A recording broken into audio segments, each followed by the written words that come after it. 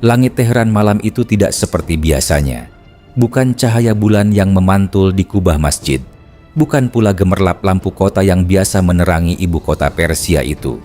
Yang terlihat adalah kilatan cahaya dari kejauhan, diikuti dentuman, lalu getaran yang terasa sampai ke jantung kota. Di saat dunia masih membicarakan negosiasi nuklir, di saat diplomat masih duduk di meja perundingan, realitas di lapangan berubah drastis.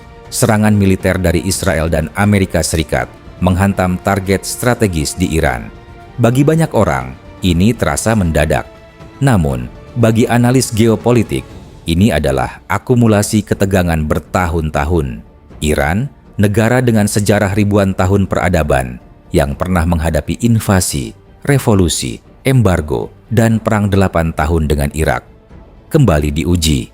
Dan, seperti sejarahnya, Iran tidak pernah menjadi negara yang runtuh hanya karena tekanan dari luar. Malam itu, dunia tidak hanya menyaksikan ledakan. Dunia menyaksikan perubahan keseimbangan kekuatan di Timur Tengah.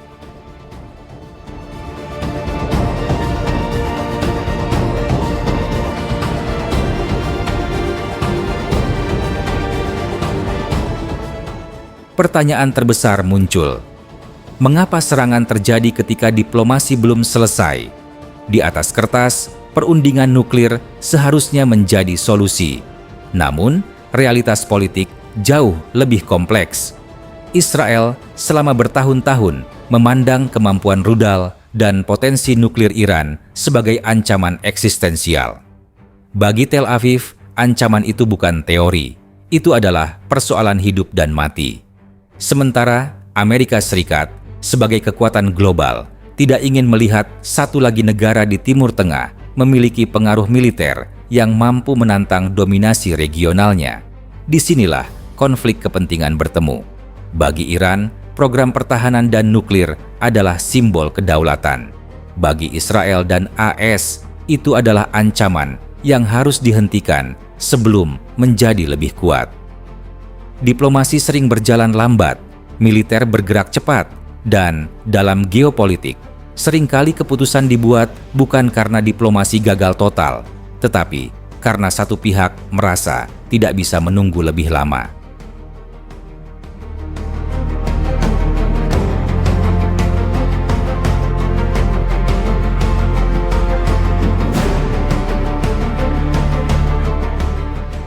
Serangan pertama bukan hanya soal ledakan, itu adalah pesan. Targetnya bukan pemukiman padat secara langsung, melainkan fasilitas militer, sistem pertahanan udara, dan infrastruktur strategis. Ini menunjukkan bahwa operasi tersebut dirancang dengan tujuan militer spesifik, bukan perang total terhadap populasi sipil. Namun dalam perang modern, bahkan serangan presisi tetap membawa risiko kerusakan sekitar. Asap terlihat dari beberapa titik. Sirene meraung. Pasukan Iran langsung meningkatkan kesiagaan nasional. Yang menarik adalah kecepatan respons. Sistem pertahanan udara Iran aktif dalam hitungan menit. Ini bukan negara yang tidak siap. Ini negara yang sudah lama memperkirakan kemungkinan seperti ini.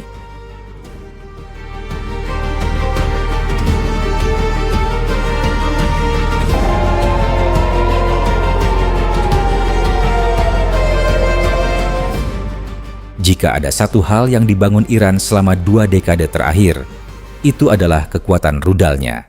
Iran tidak memiliki pangkalan militer global seperti Amerika, tidak memiliki jaringan aliansi formal seperti NATO. Namun, Iran memiliki satu keunggulan, deterrence berbasis rudal jarak jauh. Beberapa jam setelah serangan, gelombang rudal dan drone diluncurkan. Ini bukan respons emosional. Ini adalah doktrin. Strategi Iran adalah memastikan bahwa setiap serangan terhadapnya akan dibayar mahal. Dan itulah yang membuat konflik ini sangat berbahaya. Karena kedua pihak memiliki kemampuan untuk saling menyakiti secara signifikan.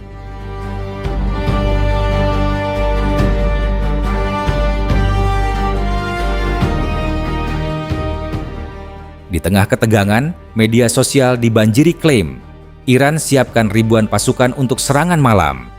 Namun, hingga kini tidak ada bukti kredibel mengenai mobilisasi darat besar-besaran. Mengapa?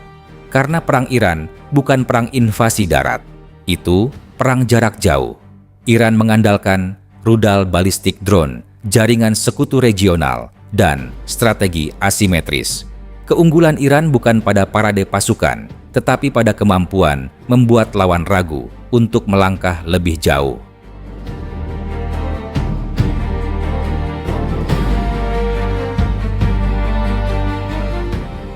Iran memiliki sistem seperti Khaibar-Shekan, Qasem Basir, Fath 360, dan Paveh. Rudal-rudal ini mampu menjangkau ribuan kilometer, cukup untuk mencakup hampir seluruh wilayah Israel dan pangkalan AS di kawasan. Yang lebih mengesankan adalah banyak dari sistem ini dikembangkan di bawah sanksi berat internasional, tanpa akses bebas ke teknologi barat, tanpa pasar terbuka, namun tetap mampu membangun industri pertahanan domestik. Bagi pendukung Iran, ini adalah simbol kemandirian nasional.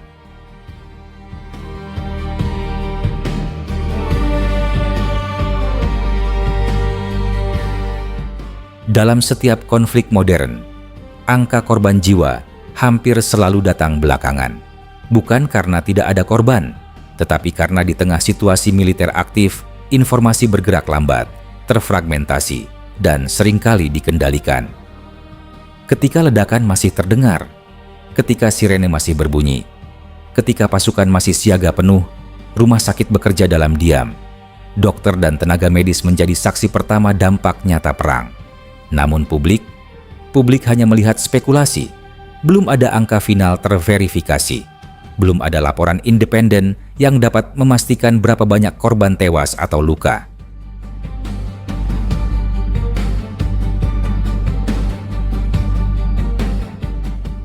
Dewan Keamanan PBB bersiap menggelar sidang. Uni Eropa menyerukan deeskalasi. Pasar minyak melonjak. Investor global panik. Karena jika konflik meluas, Selat Hormuz bisa terganggu. Dan itu berarti krisis energi global. Ada 3 kemungkinan: eskalasi terbatas, perang regional luas, atau tekanan global memaksa diplomasi kembali. Sejarah Timur Tengah menunjukkan kadang konflik memanas cepat, namun juga bisa mereda mendadak karena tekanan internasional. Malam itu, Timur Tengah bergetar, namun Iran tidak runtuh. Negara itu kembali menunjukkan satu hal: ketahanan adalah kekuatan. Apakah ini awal perang besar atau hanya babak dalam permainan geopolitik panjang? Dunia menahan napas dan sejarah kembali bergerak.